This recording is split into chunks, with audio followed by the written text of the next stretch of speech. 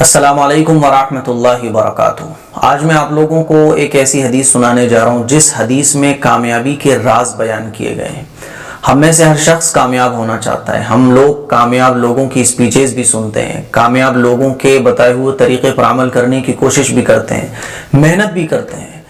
آج میں آپ کو حضور اکرم صلی اللہ علیہ وسلم کے بیان کیے ہوئے وہ اصول جن پر عمل کرنے سے دنیا اور آخرت کی کامیابیاں ہمارے قدموں میں ہوں گی، وہ اصول آپ لوگوں کو سنانے جا رہا ہوں۔ اس حدیث کو سنیے گا اور عمل کرنے کی کوشش کیجیے گا۔ ہم میں سے جو شخص بھی اس ایک حدیث پر عمل کر لے گا، دنیا اور آخرت کی کامیابیاں اس کے قدموں میں ہوں گی۔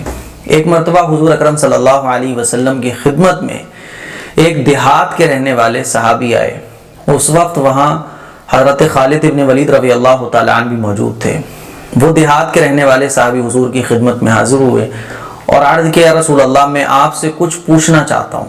اب انہوں نے بہت سارے بہترین سوال حضور اکرم صلی اللہ علیہ وسلم سے پوچھے، اور حضور اکرم صلی اللہ علیہ وسلم نے بڑے خوبصورت، شاندار، جامع، بڑے ہی بہترین انداز میں جواب دیے، اور ایسے جوابات حضور اکرم صلی اللہ علیہ وسلم نے دیے کہ کوئی بھی انسان دنیا کا اگر ان چیزوں پر عمل کر لے تو دنیا اور آخرت کی کامیابیاں اس کے قدموں میں ہوں گی۔ وہ صحابی نے پہلا سوال کیا؟ عرض کیا، یا رسول اللہ میں امیر بننا چاہتا ہوں۔ ہم میں سے ہر شخص امیر بننا چاہتا ہے، اب بتائیے کون نہیں چاہتا امیر بننا؟ تو وہ صحابی نے عرض کیا، یا رسول اللہ میں امیر بننا چاہتا ہوں۔ حضور اکرم صلی اللہ علیہ وسلم نے فرمایا، قناعت اختیار کرو، امیر ہو جاؤ گے۔ تو امیر بننے کا نسخہ کیا ہے کہ قناعت اختیار کر لو۔ قناعت کس کو کہتے ہیں؟ کہ اللہ نے جس کو جتنا دیا ہے اس پر صبر کرنا، اس پر شکر کرنا۔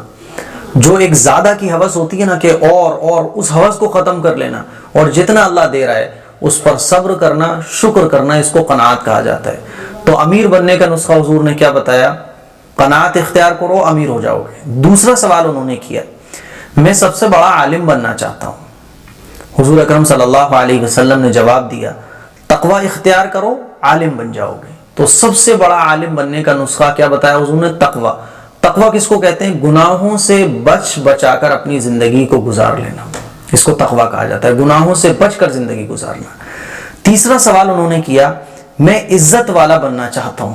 اب بتائیے، یہ ساری وہ چیزیں جو ہم لوگ چاہتے ہیں اپنی زندگی میں، ہم میں سے کون شخص ایسا ہے جو یہ چاہتا ہو، جو یہ نہ چاہتا ہو کہ مجھے عزت ملے؟ ہم میں سے ہر شخص چاہتا ہے کہ مجھے عزت ملے۔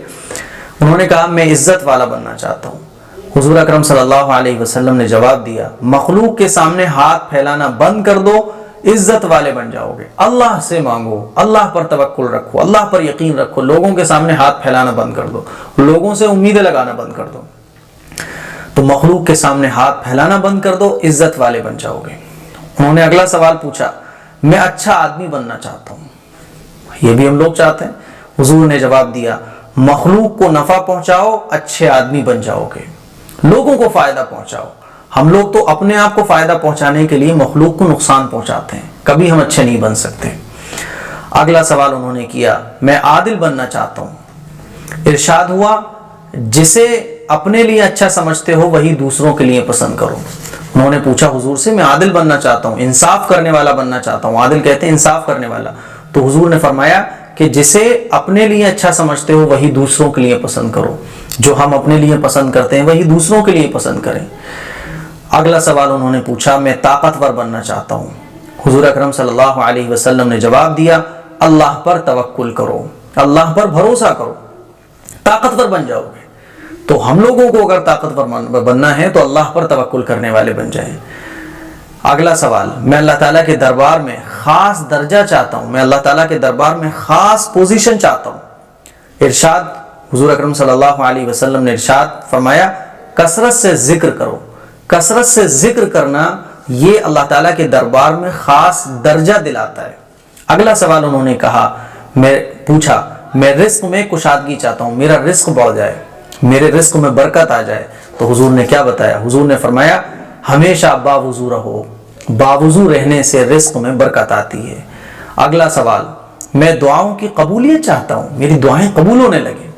حضور نے ارشاد فرمایا، حرام نہ کھاؤ۔ پتہ یہ چلا کہ دعائیں قبول تب ہوں گی جب انسان حرام سے بچے، حرام کھانے سے بچے، حرام گناہوں سے بچے۔ اگلا سوال انہوں نے کہا، میں ایمان کی تکمیل چاہتا ہوں، میرا ایمان مکمل ہو جائے۔ ارشاد فرمایا حضور نے اخلاق اچھے کر لو، اخلاق اچھے کر لو۔ اگلا سوال، میں گناہوں کی کمی چاہتا ہوں۔ ارشاد ہوا کثرت سے استغفار کرو۔ گناہوں کی کمی، اگر ہم چاہتے ہیں نام اعمال میں سے ہمارے گناہ ختم ہو جائیں تو استغفار کی کثرت۔ اگلا سوال انہوں نے کیا، میں قیامت کے دن نور میں اٹھنا چاہتا ہوں، جب قیامت میں اٹھوں تو نور میں اٹھوں۔ حضور نے فرمایا ظلم کرنا چھوڑ دو۔ اگلا سوال انہوں نے پوچھا، میں چاہتا ہوں کہ اللہ تعالیٰ مجھ پر رحم فرمائے۔ ہم میں سے ہر شخص چاہتا ہے کہ اللہ تعالیٰ مجھ پر رحم فرمائے۔ حضور نے جواب دیا، اللہ تعالیٰ کے بندوں پر رحم کرو، تم اللہ تعالیٰ کے بندوں پر رحم کرو گے، اللہ تم پر رحم کرے گا۔ اگلا سوال، میں چاہتا ہوں کہ اللہ تعالیٰ میری پردہ پوشی فرمائے، آخرت میں میرے جو عیب دنیا میں میں نے کام کیے غلط، یہ مجھ سے ہو جاتے ہیں، اللہ تعالیٰ آخرت میں میرے عیبوں پر پردہ ڈال دے۔ حضور نے فرمایا لوگوں کی پردہ پوشی کیا کرو۔ جو شخص دنیا میں اپنے مسلمان بھائیوں کے عیبوں کو چھپائے گا، اللہ آخرت میں اس کے عیبوں کو چھپائے گا۔ اگلا سوال انہوں نے پوچھا، میں اللہ تعالیٰ کا فرما بردار بننا چاہتا ہوں۔ حضور اکرم صلی اللہ علیہ وسلم نے جواب دیا، فرائض کی ادائیگی کا اہتمام کرو۔ اگر اللہ تعالیٰ کا فرما بردار بننا چاہتے ہو تو فرائض کی پابندی کرو، فرائض کا اہتمام کرو۔ فرض جو اللہ نے ہمارے اوپر لگائے ہیں نا، جیسے 5 وقت کی نماز ہے، سال کے جو روزے ہیں، فرائض کی پابندی کا اہتمام کرو۔ اگلا سوال انہوں نے پوچھا، میں احسان کرنے والا بننا چاہتا ہوں۔ حضور اکرم صلی اللہ علیہ وسلم نے جواب دیا، اللہ تعالیٰ کی بندگی، اللہ تعالیٰ کی عبادت اس طرح کرو جیسے تم اس کو دیکھ رہے ہو یا اللہ تمہیں دیکھ رہا ہے، یہ ذہن میں رکھتے ہوئے، یہ مائنڈ میں رکھتے ہوئے اللہ کی عبادت کرو۔ اگلا سوال انہوں نے پوچھا، میرا کون سا عمل گناہوں سے معافی دلائے گا؟ حضور نے ارشاد فرمایا، آنسو، عاجزی، بیماری، یہ جو بیماری آتی ہے ہم لوگوں پر، یہ گناہوں سے معافی دلاتی ہے۔ ہم اللہ کے سامنے جو روتے ہیں گڑ گڑا کر، آنسو آتے ہیں، اس سے گناہوں کی معافی ہوتی ہے۔ اور عاجزی، اللہ کے سامنے گڑ گڑانا، اللہ کے سامنے فقیر بن کے مانگنا، اس سے بھی گناہوں کی معافی ہوتی ہے۔ اگلا سوال انہوں نے پوچھا، میرا کون سا عمل دوزخ کی آگ کو ٹھنڈا کرے گا؟ ارشاد ہوا، دنیا کی مصیبتوں پر صبر کرو۔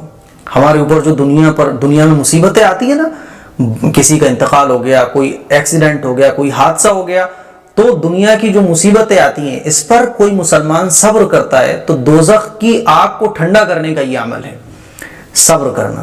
اگلا سوال انہوں نے پوچھا، میرا کون سا عمل اللہ تعالیٰ کے غصے کو ٹھنڈا کرے گا؟